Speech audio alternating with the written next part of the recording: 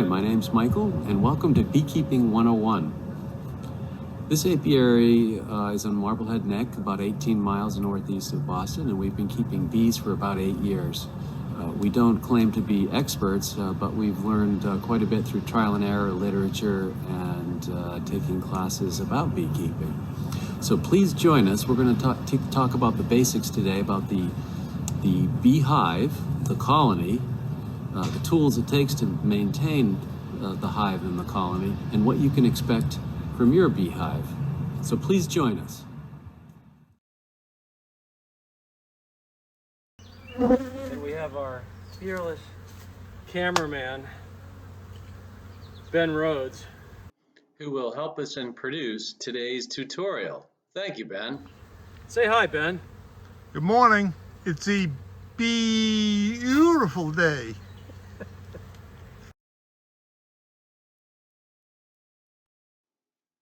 Okay, let's talk about the hive itself, and we want to make a distinction between the hive and the colony. And you can always remember or remind yourself that the hive is the structure or house, hive is house, and the colony are the inhabitants, your bee colony. Now, the most popular type of hive is the Langstroth hive, and that consists of a stand, and some people call it a landing board. Then you have the bottom board and the deep super, and that may be 1 or 2 boxes. And the super is where the queen bee will be laying the majority of her eggs, and a lot of the activity in the hive occurs. We then have a queen excluder, which is intended to keep the queen out of the honey supers so that your honey is not mixed with larvae or eggs. You may have 1 or 2 honey supers depending on the activity of the colony. And then on top, of course, you have the inner cover that provides ventilation for the hive, and then the outer cover which keeps the weather out. There are almost an unlimited number of tools that you can use for your hive, but the basics are the veil, the jacket, the gloves, and together will protect your upper body from the bees. And then perhaps if you have a pair of pants, a nice set of boots or shoes, you'll be able to protect your lower body as well.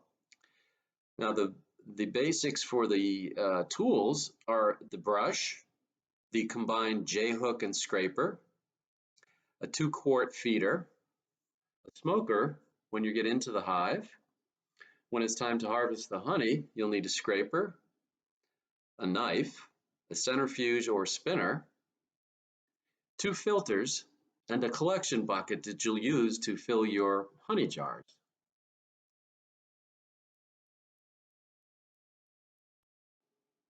There are 3 types of bees within the bee colony. They are the worker, the queen, and the drone. Now, each of these bees has a different life cycle and purpose within the colony, which we'll address shortly. The vast majority of the population of the bee colony consists of the worker bees, and they are the result of the queen laying close to 2,000 eggs a day. Those eggs will turn into larvae, pupa, and then emerge as an adult in 21 days. The colony stays busy with the queen dedicated to building the colony's population by laying eggs the majority of her life, which usually spans 2 to 3 years. The drone bees fertilize the queen and protect the hive. Finally, the worker bees build and clean the hive as well as collect nectar, pollen, and water to make the honey that feeds the entire colony. The honey is made by the workers by combining nectar and pollen with their gut enzyme and depositing the fluid into a wax cell where it will be fanned to reduce the moisture content. When the process is complete and the honey is ready, the cell will be capped with wax to prevent moisture from getting into the honey. The honey is now ready for future use by the colony or for harvest by the beekeeper. Take a moment to look at the activities that a worker bee conducts throughout its 6-week lifespan.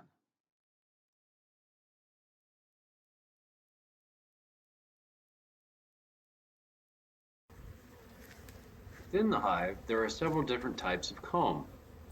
These types of comb represent 3 different bees, which you'll need to identify in order to evaluate the health of the colony. Other types of comb include the colony's food stores. Pictured here is a freshly laid egg that will either develop into a worker bee or a drone bee. In the next photo, you'll see that the larva has developed into a worm-like feature, and then soon, from day 10 to day 18, the worker bees will cap that cell and the larva will develop into a pupa and then subsequently hatch as an adult on day 21. The more uniform and smoother cap cells seen here indicate these pupae will emerge as worker bees. The rougher or higher profile cap cells indicate that these pupae will emerge as drone bees. Over time, the colony must replace or create a new queen bee. Replacing the queen is the result of the colony recognizing one of a few situations. Either the queen is not producing enough eggs and the colony decides to replace her, or the colony decides to swarm, which is the result of the colony either becoming overcrowded, recognizing an abundance of resources, or perhaps recognizing some disease where the colony needs to relocate. So in these photos, the first is a supersedure cell, which is created in the middle of the frame and an egg is deposited. This is done to replace the queen. Second is the emergency cell, which is usually smaller but greater in number, and is the result of renovating an existing worker cell because perhaps the queen has died.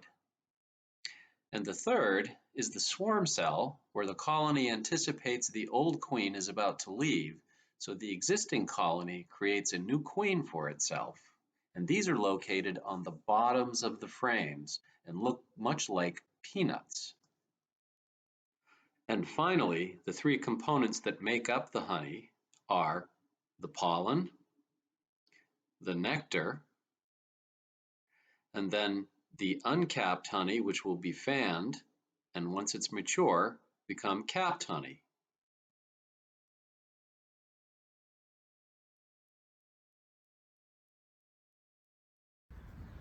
Now that you've assembled your hive, you need to find the optimum location to put your hive. Now the colony prefers warmer temperatures, of course, so they're more productive, and that would mean we want to face the hives southeast. So in this location, the hive will get 9 or 10 hours of sun during the summer, 5 to 6 hours of evening shade, and then, of course, the overnight. Now, of course, the heart of the hive is the frame. And we'll move this up. So the frame consists, of course, of the frame and then the foundation. And this is what the bees will begin to build their honeycomb. And when they're done, you'll see on the opposite side is the comb. Now, done properly, over the course of a season, your frames should be able to support 2,500 bees per frame, and with 10 frames per box, that's 25,000 bees. If you go to 2 brood boxes and a honey soup, you're talking about a colony of about 65,000 bees.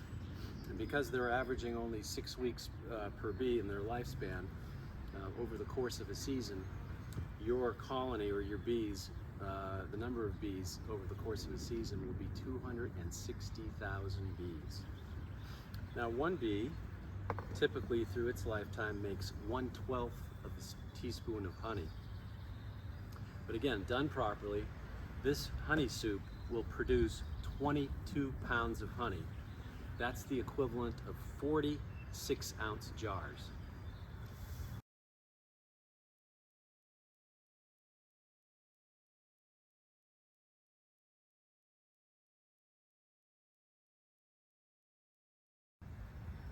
So let's take a moment and look at the predators, insects, parasites, and diseases that you'll have to protect your hive from. Larger predators like the raccoon and skunk seek out the hive to consume the honey and oftentimes the bee itself as an insect snack. We prevent these two from getting close enough to the hive to do damage by laying down a nail board in front of the hive, which discourages the larger animals by creating a painful barrier to step on. Small predators like mice seek shelter from the cold and honey within the hive. Here is one who met his fate by being stung to death. This problem primarily exists during the fall and winter, and we prevent this by installing a mouse guard, which keeps the mouse out of the hive but allows the bees to come and go as they please.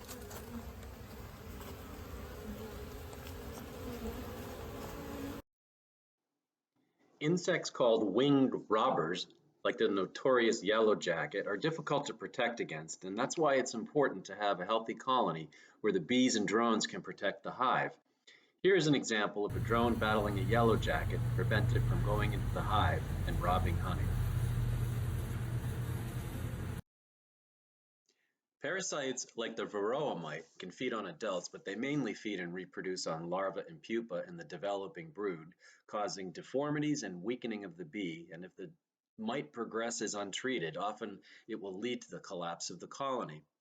To combat this, we treat the hives 3 times per year, in spring, summer, and fall, with ApiGuard or Apivare, which kills the mite and allows the colony to grow more naturally. The microscopic parasite called Nosema infects the bee's gut, which interferes with digestion of the bee's diet. The reduction in nutrients reaching the bee's body leads to shorter lifespans and making the bee less productive. The weakened hive then begins to collapse. Seen here is the result of gut disruption, characterized by the longer yellow-brownish discharge, sometimes referred to as bee diarrhea. Nosema can be treated in the spring and fall with Fumagellin or Honeybee Healthy. Finally, a bacteria named European or American foulbrood spreads through feeding, gets into the bee's gut, and kills larvae within 4 to 5 days. When discovered, it can be treated with several applications of the powder TerraPro or a similar agent containing oxytetracycline hydrochloride. Seen here is a hive that had to be destroyed to prevent cross-contamination to adjacent hives because the bacteria had progressed too aggressively.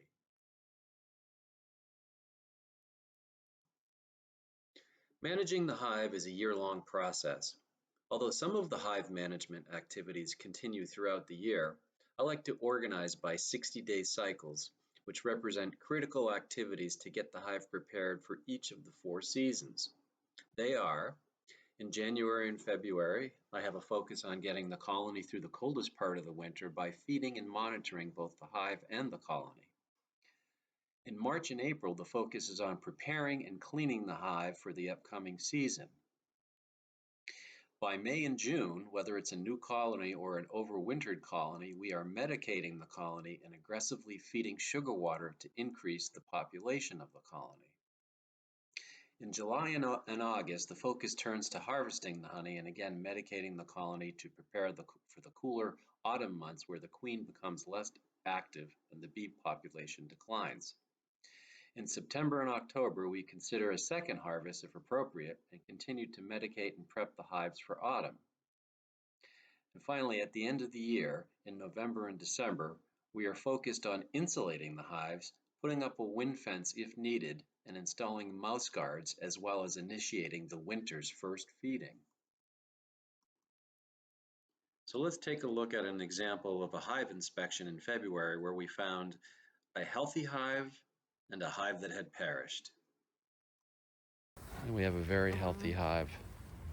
It doesn't even look like they need a lot of food, but I'll put in 1 extra piece of fondant and we'll skip the pollen because they look good. Okay, so this hive is perished and we'll have to inspect it and see why it happened. Now this, looking at frame number 6, and we see we don't have what I consider to be a critical mass of bees. So I think what happened with this hive is they just didn't have the numbers to create the heat to save the colony. So when we talk about prepping for the spring, what we're trying to do is clear the frames and the brood and honey soup boxes, clear them of all the burr comb and the propolis, which is acting as glue to keep these frames together. You've got a few of these that are loose, but some of them, most of them are stuck. You don't want that, because when you are inspecting your hive, you want to be able to freely move the frames in and out of the box. So what we want to do is go frame by frame. We're going to eliminate the burr comb and around the edges of the frame, get rid of the excess propolis. So you see what we have here along this edge where the frames are inserted. You've got lots of this propolis, and that's going to make it more difficult to move the frames around during the season. So what we want to do is clean that ledge up so that the frames slide more easily.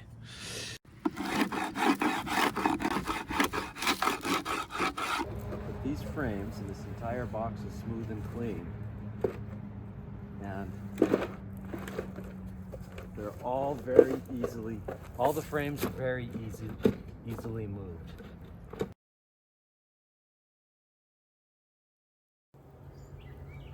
Okay, it's mid-May, and this year we've delivered the nukes early in the morning, so it's 7 a.m. So we're gonna let them acclimate after that ride, and we've covered the nukes with a little thermal blanket. It's in the high 40s here, so we want to keep their temperature up while they acclimate. Okay, now that the bees have settled down, we're going to remove the screen opening.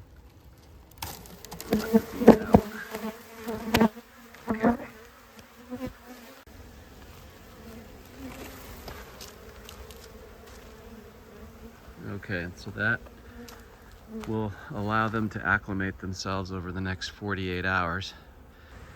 Okay, so it's been 48 hours since the nukes have been put in place. They've done their orientation flights. They know where they live now. They're taking their bearings from the sun.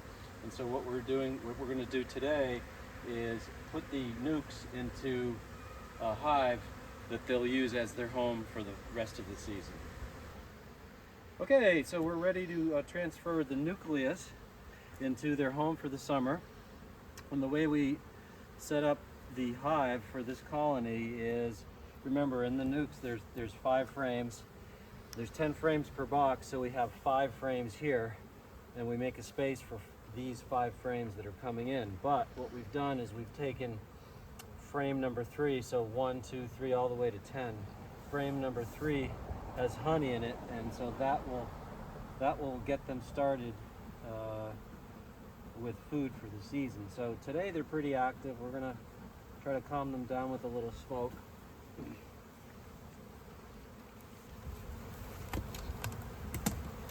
Okay, you see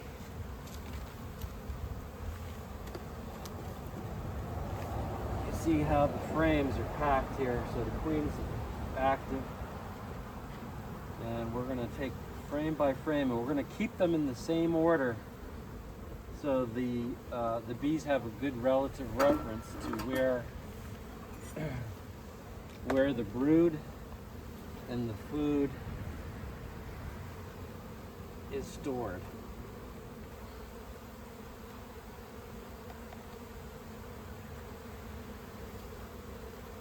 So as you can see, that's pretty active frame. There's pollen in some areas, brood here, and honey here. Here it's all honey. So they've got a good start. They're starting to produce their own food.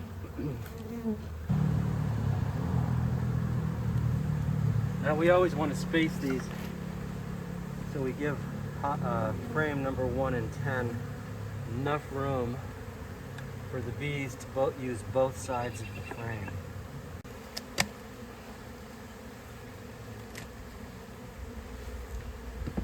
Okay.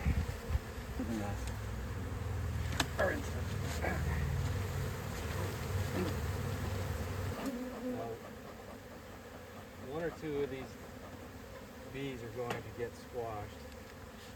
And we're putting the smoke on. We're going to try to minimize there. That was pretty good.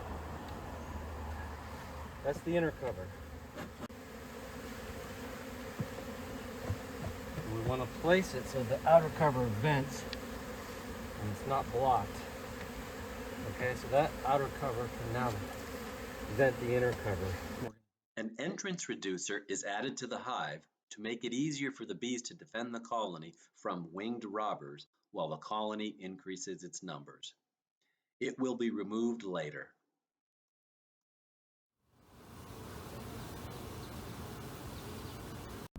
Okay, as a side note, if you need to requeen your colony, or you happen to have purchased a bee package, this is what's called the queen cage. So the queen is in this cage with a few support bees. This end of the cage will have a fondant or a sugar block, and then a cork covering here. When you want to release the queen, you take out the cork. The rest of the hive will eat through the sugar, but while they're doing that, they'll be getting accustomed to her pheromones. The queen will exit the cage and then start laying eggs, and the colony will accept her. Okay, let's spend a few moments on the feed, both the spring and the fall feed for your colony. Now, there is literature out there that suggests a 1-to-1 ratio, or perhaps a 2-to-1 ratio of sugar to water to make your sugar water for the bees. Now we're here in the Northeast, and we have in the spring we'll have, and even in the autumn we'll have very cool nights, and I find that the issue with doing a 1-to-1 ratio, you've got more water in the feed, which will lead to cooling the hive and creating a foundation for perhaps mold or mildew, and we don't want that to happen. Now the bees don't make a distinction between the 1-to-1 or the 2-to-1 ratio. They're going to consume both of them, so I prefer to use the 2-to-1 ratio to minimize the water vapor that will be entering into the hive, but also enrich the mixture to give them more of the sugar nutrients. And so let's get into that recipe. Now on the 2-to-1 ratio, that's 2-to-1. The 2 is the sugar, the 1 is the water, and oftentimes there's some confusion on how to make that work, because you could do it either by weight or by volume. I find that weight is easier because it's much easier to calculate, much easier to remember. So the way I do it, just for basic guideline, is remember 1 gallon of water weighs 8 pounds. 1 gallon of water is equal to 4 quarts. So if you do the math, 1 quart of water equals 2 pounds. So here we have 1 quart of water, that weighs 2 pounds.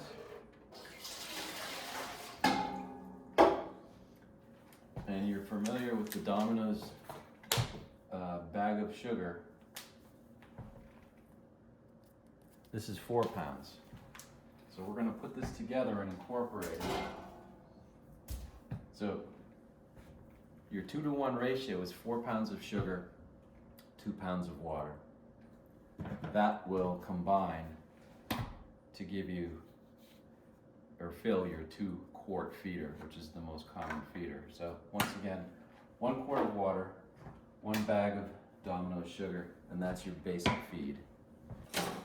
Okay, now when we talk about using medication or incorporating medication into the hive, we use the feed as the transport mechanism for the medication. So we don't need to make it real complicated. You have your basic feed. This is your 2-quart bottle with a 2-to-1 ratio. And in that, if you're using Honeybee Healthy to prevent nosema, you want to add 1 tablespoon to your mix. If you are fortunate enough to still be using Fumagellin B, or for those of you in Canada, you're going to add 2 1/4 grams of your Fumagellin B to the syrup. Now you want to be careful. You don't want to add your Honeybee Healthy or your Fumagellin directly to the syrup after it's been brought to temperature. Because remember, if you bring it to a full boil, you're at 212 degrees Fahrenheit. And even at a simmer, you're probably in the 150 to 180 range. And so if you were to put your medication directly into the syrup, it would congeal and make it much more difficult to incorporate. So what I like to do is pour your tablespoon of Honeybee Healthy into a cup of water, mix that up, and then simply, after this has cooled to 85 degrees, incorporate that into your mix. Now it gets a little more tricky for the Fumagellin B, because Fumagellin B needs to be incorporated, absolutely be incorporated at less than 85 degrees Fahrenheit. Above that, the heat of the syrup will inactivate or destroy the active ingredients within Fumagellin B. So you want to let this cool to at least 85 degrees Fahrenheit before you add your 2 different medications.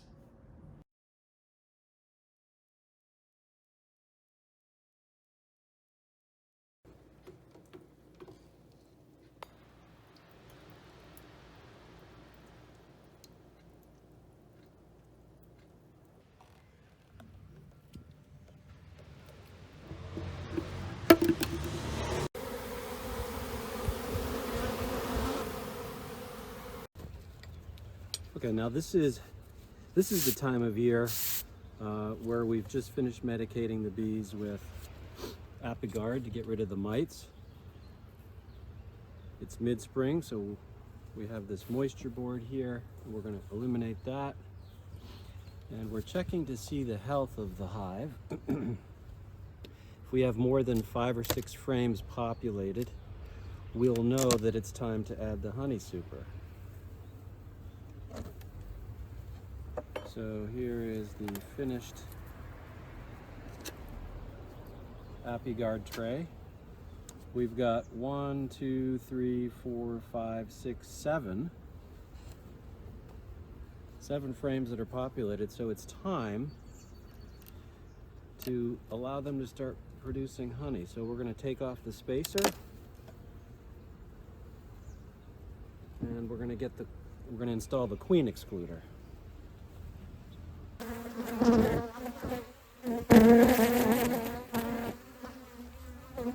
going to put the queen excluder on here very gently. I don't want to squash them.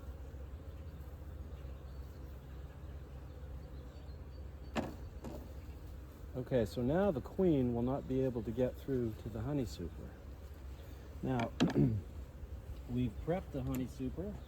It's got 10 frames. It's ready for the bees to start working. We're going to center this. All right, now that we have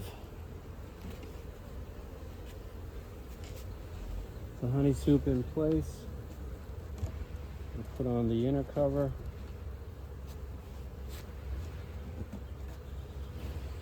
And then the outer cover. Make sure that it's venting properly.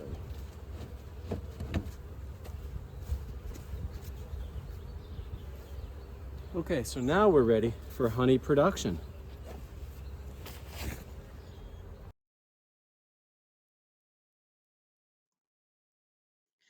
During the peak of the summer months, don't be surprised if you see this happening to your colony. This behavior is a naturally occurring behavior during the hot summer months when the hive is not able to vent its internal heat quickly enough. So the colony, in order to cool itself, temporarily relocates to the exterior of the hive. This behavior is called bearding. In some cases where the hive is beginning to overheat but is tolerable by the colony, the worker bees will create a positive pressure within the hive to expedite the heat venting out of the inner and outer cover at the top of the hive. Another colony behavior is swarming. Here a queen leads half of the colony out of an old hive on its way to establishing a new hive. It's early July and it's time to harvest the excess honey in the honey supers that the colony has produced since May.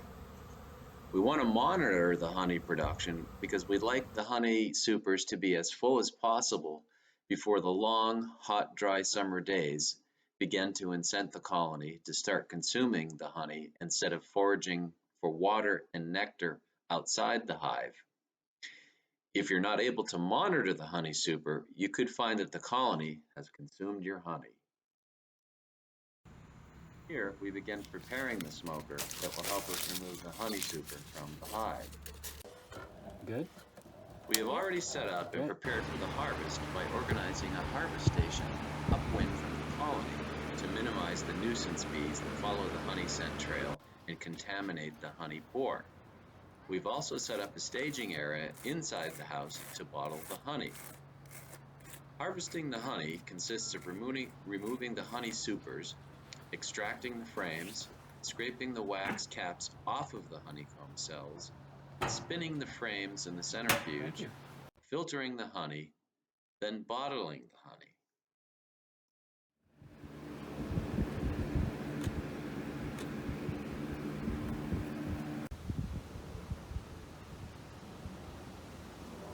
We have just removed the honey from 20 honey super frames, and now we move to the kitchen to begin bottling the harvest.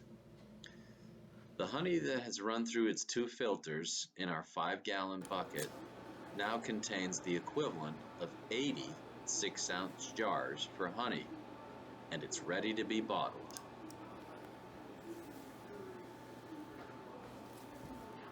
These bottles are packed in bubble wrap, boxed, and are now ready for easy retrieval to be given away as gifts to family, friends, and neighbors.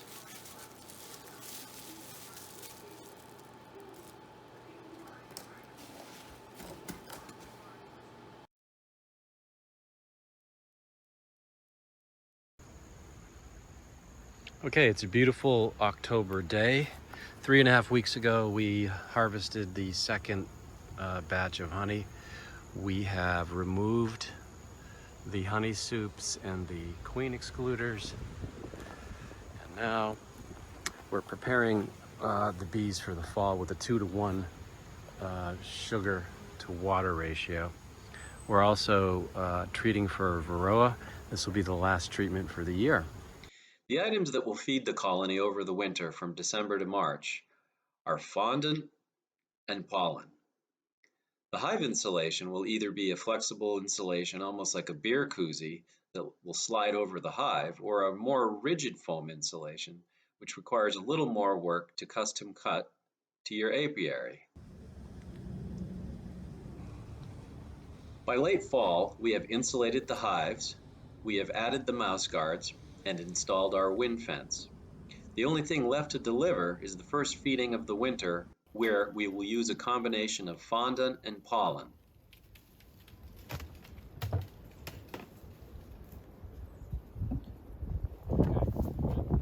Thank you for watching our video. We hope you learned a little bit about beekeeping, the hive, and the colony.